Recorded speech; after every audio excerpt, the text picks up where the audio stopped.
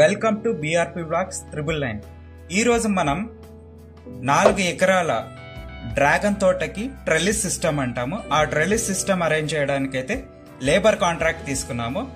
ఆ కాంట్రాక్ట్ లో మనం భాగంగా ఏమేం వర్క్స్ చేస్తామనేది మీకు స్టెప్ బై స్టెప్ చూపిస్తాను. నేను ఎక్కడ కూడా వీడియో స్కిప్ చేయకుండా చూడండి, ఎంతో కొంత మీకు యూజ్ అవుతుంది. దీనిలో భాగంగా ఈ ట్రెలిస్ సిస్టమ్ లో భాగంగా ముందుగా గుంతలు అయితే తీసుకుంటాం. దాన్ని కూడా మనం మాన్యువల్ గా కాకుండా అర్థగర్ మిషన్ తో 2 అడుగులు అయితే గుంత తీసుకుంటాము. మనం తీసుకునే పోల్ హైట్ వచ్చి 7 అడుగులు అనమాట. 7 అడుగుల్లో 2 అడుగులు భూమిలోకి పోతుంది, పైకి 5 అడుగులు అయితే ఉంటుంది. ఈ 5 అడుగులు అనేది మనకి సఫిషియంట్ హైట్ అనమాట.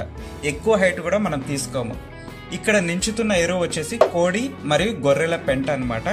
ముఖ్యంగా ఈ కోడి గొర్రె ఎరువు ఎందుకు వాడతామంటే ఈ డ్రాగన్ ఫ్రూట్ మొక్క పెరగడానికి బాగా యూజ్ అవుతుంది అనమాట ఇది. సో దానికోసం మనం మొక్కలు ఎక్కడైతే నాటుతామో అక్కడంతా మనము ఈ ఎరువునైతే పోసుకుంటున్నాం అనమాట. ఈ ఎరువు పోసుకున్న తర్వాత మన వర్క్ అనేది పోల్స్ అరేంజ్మెంట్ ఎలా ఉందో మీరు ఒక లుక్ వేసేసేయండి అంతా. ఇప్పుడు నెక్స్ట్ స్టెప్ వచ్చి ఐరన్ వైర్. ఇదే జిఐ వైర్ అంటాము. ఈ జిఐ వైర్ని అయితే ఎందుకు కడుతున్నామంటే డ్రిప్ సిస్టమ్ కోసం ఈ వైర్ ని సపోర్టింగ్ గా తీసుకుంటున్నాం అనమాట. నేల కానిచ్చి డ్రిప్ వైర్ వేయడం లేదు, మనము నేల నుంచి 1.5 అడుగు ఎత్తులో మనం డ్రిప్ అనేది అరేంజ్ చేసుకుంటున్నాము.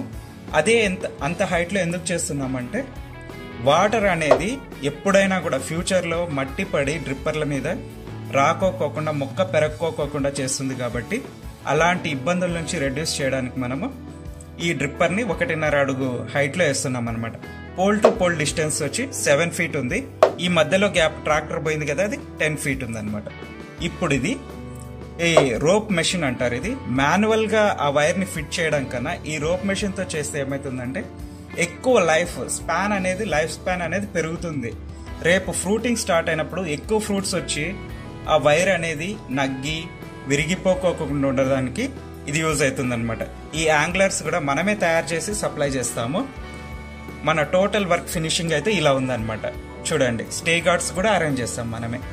ఒక్క లుక్ వేసేసేయండి అంతా ఎలా ఉందనేది. మన వర్క్ ఏ చేసినా పర్ఫెక్ట్ గా ఉంటుంది మన వర్క్.